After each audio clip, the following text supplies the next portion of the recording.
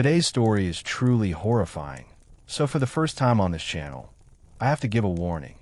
If you're sensitive to tragic or disturbing events, it's better not to watch this video.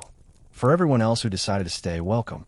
This is my channel, where from time to time I talk about real crimes and strange phenomena. If you enjoy that kind of content, make sure to subscribe, and let's begin. The Japanese have long been known for their devotion to work. The term karoshi was introduced in Japan in the 1970s to describe deaths caused by exhaustion from overwork. You've probably heard of it. Managers often force employees to take on tasks beyond their job descriptions, encourage them to come in early, and criticize those who leave on time. When deadlines are tight, sleeping at the workplace becomes common practice. Despite the harmful effects on society and the collective mental health of Japan's workforce, this unhealthy tradition continues to this day. And people often say that bad experiences are still experiences, that you learn from your mistakes and move forward. But some mistakes are so devastating that all you can do is watch in horror as everything slowly falls apart. In 1999, a combination of negligence, corporate greed, and complete disregard for worker safety led to unimaginable suffering for one man. On the morning of September 30th, 1999, nuclear technician Hisashi Ouchi, his co-worker Masato Shinohara, and their supervisor Yutaka Yukawa arrived at the Tokaimura nuclear fuel processing plant for what seemed to be an ordinary day at work. I'm not a chemist or a physicist, but here's how I understood it. One of the plant's facilities was responsible for converting uranium into fuel rods used in other reactors. The plant had no properly trained personnel for this particular process. The task was usually done by whichever technicians happened to be available. The procedure was meant to be strictly regulated, detailing which container to pour materials into, how long to mix them, and in what order. However, 3 years earlier, the company had changed the official procedure, allowing uranium nitrate solution to be prepared manually in stainless steel buckets, rather than using the specialized dissolving tank designed for safety. This change was illegal and directly violated government regulations. But since no accidents had occurred, management simply looked the other way. The reason nothing had happened earlier was that the uranium concentrations had always been kept extremely low. When the 3 workers arrived that day, the plant was already 2 days behind schedule on fuel rod deliveries. Under pressure from management to finish the work as quickly as possible, the technicians decided to further alter the procedure on their own. They began mixing the uranium nitrate manually in buckets and pouring it directly into the precipitation tank, using a uranium concentration 7 times higher than the prescribed limit. As you can imagine, this led to tragedy. Around 10:35 a.m., Aoki and Shinohara were mixing uranium powder in buckets, using 7 times the safe concentration.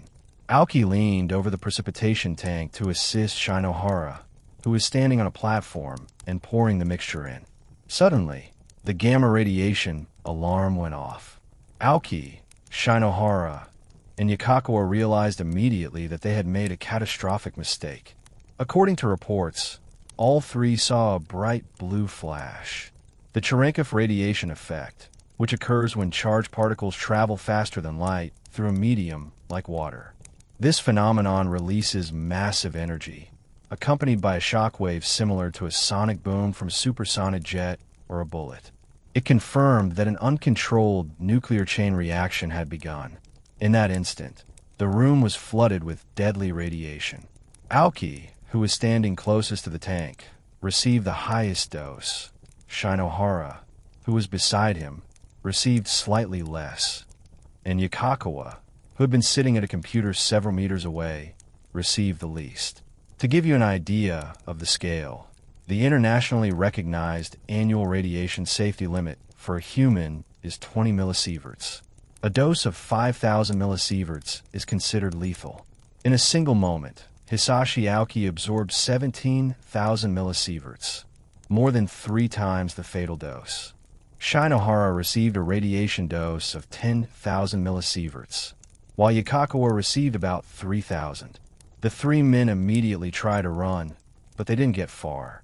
Aoki and Shinohara quickly felt intense burning pain all over their bodies. They became nauseous and struggled to breathe. Yukawa also experienced the effects, though not as severely. Aoki managed to reach the locker room, where he vomited and collapsed on the floor. The plant was immediately evacuated to prevent further contamination and protect other workers.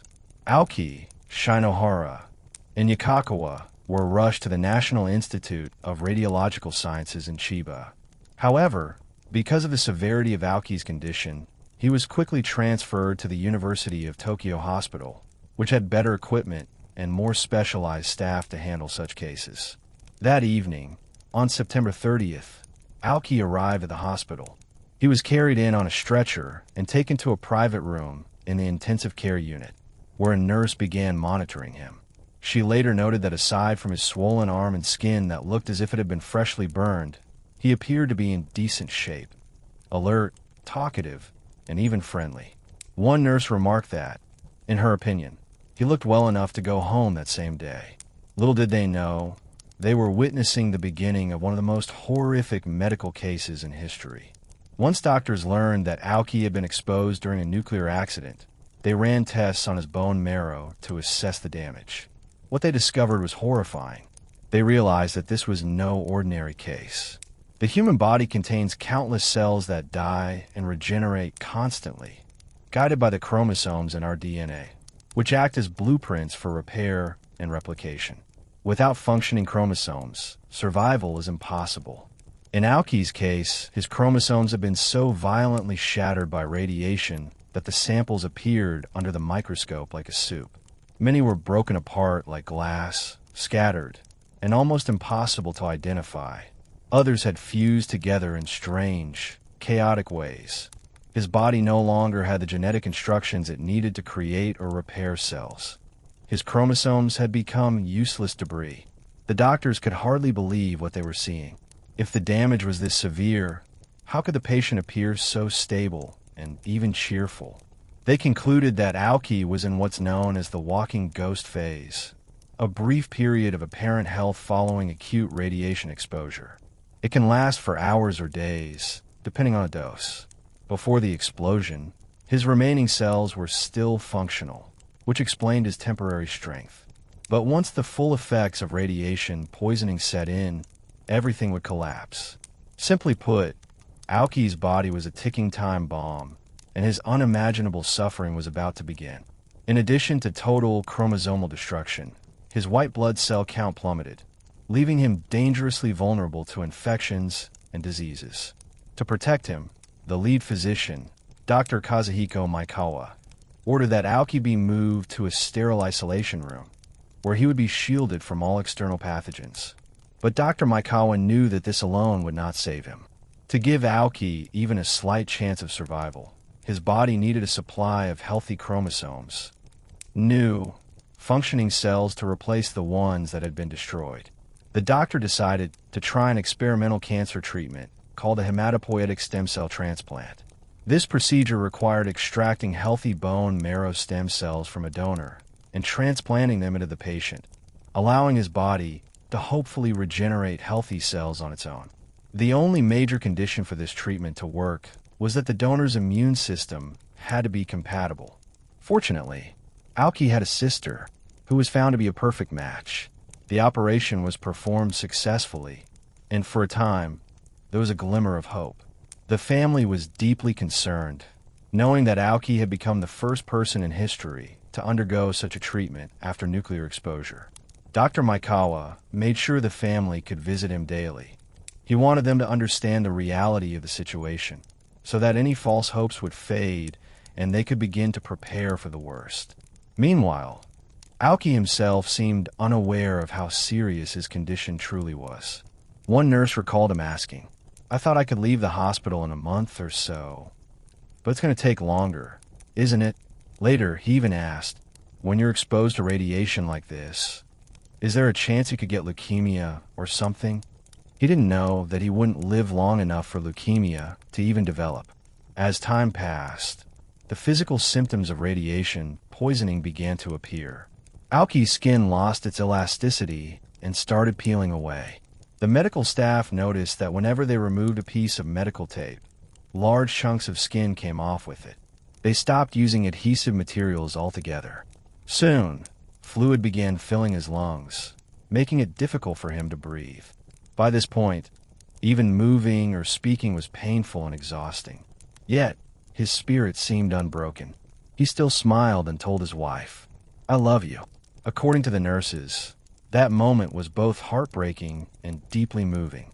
Soon, as fluid continued to accumulate in his lungs, Ouchi completely lost the ability to breathe on his own, and doctors decided to place him on a mechanical ventilator. They also performed an endoscopy and discovered that the lining of his intestines had died and begun to detach. This mucous membrane is essential for absorbing nutrients, digesting food, and protecting the body from microbial infections. Without it, a person cannot retain nutrients or absorb water, leading to severe dehydration, starvation, and ultimately death. But as it turned out, death would have been far more merciful than what Ouchi was about to endure in the coming days. To understand what went wrong, Dr. Maikoa conducted further tests and discovered that the healthy chromosomes transplanted from Ouchi's sister had already been damaged by the residual radiation in his body. Despite every effort, his body was simply too ravaged by radiation. Even the new, healthy cells became corrupted. Ouchi's body had returned to square one. Dr. Maikawa was devastated. He knew he had to deliver this terrible news to Ouchi's family, who still held on a hope. Meanwhile, Ouchi's gastrointestinal system began to fail. He lost control of his bowels and suffered from constant, uncontrollable diarrhea. The detached intestinal lining caused internal bleeding, leading to massive blood loss. To keep him alive, doctors had to perform up to 10 blood transfusions a day. Despite receiving continuous doses of fentanyl to relieve his pain, Ouchi's skin and flesh kept blistering and peeling away. His body could no longer retain fluids, putting him at risk of total dehydration. Reports say that he was losing 8 to 10 liters of body fluid per day, which doctors had to replace intravenously. To try to preserve what little skin remained, the medical team wrapped almost his entire body in sterile gauze, hoping it would keep the skin in place and slow down fluid loss. But it didn't work. The bandages were soaked through with blood within hours. The fluid loss was so extreme that doctors had to measure it precisely just to know how much to pump back in. At that point, Ouchi was beyond saving. One nurse recorded his words, "No more. I'm going home. Please stop." In his delirium, Ouchi reportedly called out for his mother. Because his skin had lost all elasticity, his eyelids could no longer close, and due to severe damage to his capillaries, he wept blood. The pain was unbearable, and he was kept sedated most of the time. Dr. Maikawa spoke with Ouchi's family, explaining that his condition would not improve.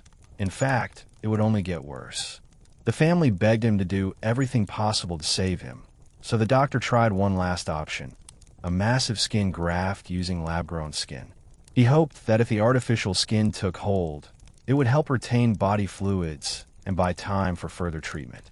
Unfortunately, due to the immense fluid loss through the exposed tissue, the new skin failed to attach and peeled off shortly after transplantation. 2 months had now passed since Ouchi was first admitted to the hospital. He had undergone countless blood transfusions, skin grafts, and stem cell transplants. He was breathing only through machines. His skin had rotted. His eyes could no longer close because he had no eyelids. His intestines were bleeding, and he lived in constant, burning pain. But he was still alive. The massive blood loss and constant transfusions put enormous strain on his heart, which was beating over 120 times per minute, as if he were running a marathon. The strain became unbearable, and eventually, his heart stopped. Since there was no "do not resuscitate" order at that time, the medical team was obligated to revive him. They performed CPR, and his heart began beating again, only to stop a short while later. They restarted it again using cardiotonin drugs, and after 3 cardiac arrests, his heart finally stabilized, though it was beating dangerously fast. These repeated heart failures and resuscitations caused severe brain and kidney damage. When his family visited, Aoki didn't recognize them, and it was unlikely that he understood anything at all.